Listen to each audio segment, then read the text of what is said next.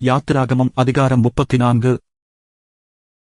கர்த்தர் மோசேயை நோக்கி, முந்தின கற்பலகைகளுக்கு ஒத்த 2 கற்பலகைகளை இழைத்துக்கொள். நீ உடைத்துப் போட்ட முந்தின பலகைகளில் இருந்த வார்த்தைகளை அவைகளில் எழுதுவேன். விடியற்காலத்தில் நீ ஆயத்தமாகி சீனாய் மலையில் ஏறி, அங்கே மலையின் உச்சியில் காலமே என் சமூகத்தில் வந்து நில். உன்னோடே ஒருவனும் அங்கே வரக்கூடாது. மலையிலெங்கும் ஒருவனும் காணப்படவும் கூடாது. இந்த மலையின் சமீபத்தில் ஆடு மாடு மேயவும் கூடாது என்றார். அப்பொழுது மோசே முந்தின கற்பலகைகளுக்கு ஒத்த 2 கற்பலகைகளை இழைத்து, அதிகாலமே எழுந்திருந்து, கர்த்தர் தனக்கு கட்டளையிட்டபடியே அவ்விரண்டு கற்பலகைகளையும் தன் கையிலே எடுத்துக்கொண்டு சீனாய் மலையில் ஏறினான். கர்த்தர் ஒரு மேகத்தில் இறங்கி, அங்கே அவன் அருகே நின்று கர்த்தருடைய நாமத்தை கூறினார். கர்த்தர் அவனுக்கு முன்பாக கடந்து போகிறபோது, அவர், கர்த்தர், கர்த்தர், இரக்கமும் கிருபையும் நீடிய சாந்தமும் மகா தயையும் சத்தியமுமுள்ள தேவன். 1000 தலைமுறைகளுக்கு இரக்கத்தைக் காக்கிறவர். அக்கிரமத்தையும் மீறுதலையும் பாவத்தையும் மன்னிக்கிறவர். குற்றவாளியை குற்றமற்றவனாக விடாமல், பிதாக்கள் செய்த அக்கிரமத்தை பிள்ளைகளிடத்திலும் பிள்ளைகளுடைய பிள்ளைகளிடத்திலும் 3ஆம் 4ஆம் தலைமுறை மட்டும் விசாரிக்கிறவர் என்று கூறினார். மோசே தீவிரமாக தரைமட்டும் குனிந்து பணிந்து கொண்டு, ஆண்டவரே, உம்முடைய கண்களில் எனக்கு கிருபை கிடைத்ததானால் எங்கள் நடுவில் ஆண்டவர் எழுந்தருள வேண்டும். இந்த ஜனங்கள் வணங்கா கழுத்துள்ளவர்கள். நீரோ எங்கள் அக்கிரமத்தையும் எங்கள் பாவத்தையும் மன்னித்து எங்களை உமக்குச் சுதந்திரமாக ஏற்றுக்கொள்ளும் என்றான். அதற்கு அவர், இதோ நான் ஒரு உடன்படிக்கை பண்ணுகிறேன். பூமியெங்கும் எந்த ஜாதிகளிடத்திலும் செய்யப்படாத அதிசயங்களை உன் ஜனங்கள் எல்லாருக்கு முன்பாகவும் செய்வேன். உன்னோடே கூட இருக்கிற ஜனங்கள் எல்லாரும் கர்த்தருடைய செய்கையை காண்பார்கள். உன்னோடே கூட இருந்து நான் செய்யும் காரியம் பயங்கரமாயிருக்கும். இன்று நான் உனக்கு கட்டளையிடுகிறதைக் கைக்கொள்.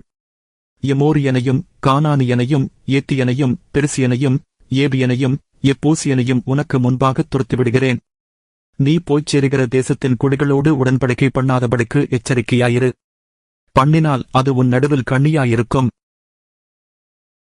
அவர்களுடைய பலிபீடங்களை இடித்து, அவர்கள் சிலைகளைத் தகர்த்து, அவர்கள் தொப்புக்களை வெட்டிப் போடுங்கள். கர்த்தருடைய நாமம் எரிச்சலுள்ளவர் என்பது அவர் எரிச்சலுள்ள தேவனே. ஆகையால் அந்நிய தேவனை நீ பணிந்து கொள்ள வேண்டாம். அந்த தேசத்தின் குடிகளோடே உடன்படிக்கை பண்ணுவாயானால் அவர்கள் தங்கள் தேவர்களை சொரமார்க்கமாய் பின்பற்றி தங்களுடைய தேவர்களுக்கு பலியிடுவார்கள். ஒருவன் உன்னை அழைக்கையில் நீ போய் அவன் பலியிட்டதிலே புசிப்பாய். அவர்கள் குமாரத்திகளில் உன் குமாரருக்கு பெண்களைக் கொள்ளுவாய். அவர்கள் குமாரத்திகள் தங்கள் தேவர்களை சோரமார்க்கமாய் பின்பற்றுவதும் அல்லாமல் உன் குமாரரையும் தங்கள் தேவர்களை சோரமார்க்கமாய் பின்பற்றும்படி செய்வார்கள். வார்ப்பிக்கப்பட்ட தெய்வங்களை உங்களுக்கு உண்டாக்க வேண்டாம். புளிப்பில்லா அப்பப் பண்டிகையை நீங்கள் கைக்கொண்டு நான் உங்களுக்கு கட்டளையிட்டபடியே ஆபீப் மாதத்தில் குறித்த காலத்திலே 7 நாள் புளிப்பில்லா அப்பம் புசிக்கக் கடவைகள். ஆபீப் மாதத்திலே எகிப்திலிருந்து புறப்பட்டாயே. கற்பந்திறந்து பிறக்கிற யாவும் உன் ஆடு மாடுகளின் தலையீற்றான ஆண்கள் யாவும் என்னுடையவைகள். கழுதையின் தலையீற்றை ஒரு ஆட்டுக்குட்டியால் மீட்டுக் கொள்வாயாக. அதை மீட்டுக் கொள்ளாதிருந்தால் அதன் கழுத்தை முறித்துப் போடு. உன் பிள்ளைகளில் முதற்பேரானவைகளையெல்லாம் மீட்டுக் கொள்ள வேண்டும். வெறுங்கையோடே என் சந்நிதியில் ஒருவனும் வரக்கூடாது. 6 நாள் வேலை செய்து 7ஆம் நாளிலே ஓய்ந்திருப்பாயாக. விதைப்பு காலத்திலும் அறுப்பு காலத்திலும் ஓய்ந்திருப்பாயாக.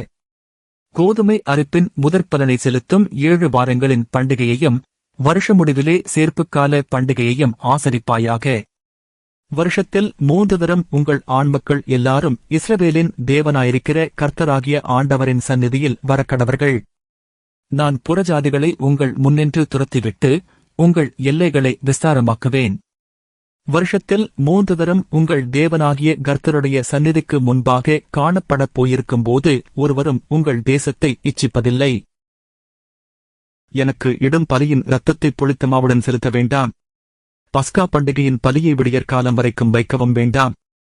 உங்கள் நிலத்தில் முதல் விளைந்த முதற்பலத்தை உங்கள் தேவனாகிய கர்த்தரின் ஆலயத்துக்கு கொண்டு வாருங்கள். வெள்ளாட்டுக்குட்டியை அதன் தாயின் பாலிலே சமைக்க வேண்டாம் என்றார். பின்னும் கர்த்தர் மோசேயை நோக்கி, இந்த வார்த்தைகளை நீ எழுது. இந்த வார்த்தைகளின்படியே உன்னோடும் யெஸ்ரவேலோடும் உடன்படிக்கை பண்ணினேன் என்றார். அங்கே அவன் அப்பம் புசியாமலும் தண்ணீர் குடியாமலும் இரவும் பகலும் 40 நாள் கர்த்தரோடு இருந்தான். அவன் 10 கற்பனைகளாகிய உடன்படிக்கையின் வார்த்தைகளை பலகைகளில் எழுதினான். மோசே சாட்சிப் பலகைகள் இரண்டையும் தன் கையில் எடுத்துக்கொண்டு சீனாய் மலையிலிருந்து இறங்குகிற போது தன்னோடே அவர் பேசினதினாலே தன் முகம் பிரகாசித்திருப்பதை அவன் அறியாதிருந்தான். ஆரோனும் யெசபேல் புத்திரர் எல்லாரும் மோசேயைப் பார்க்கும்போது அவன் முகம் பிரகாசித்திருப்பதைக் கண்டு அவன் சமீபத்தில் சேரப் பயந்தார்கள். மோசே அவர்களை அழைத்தான்.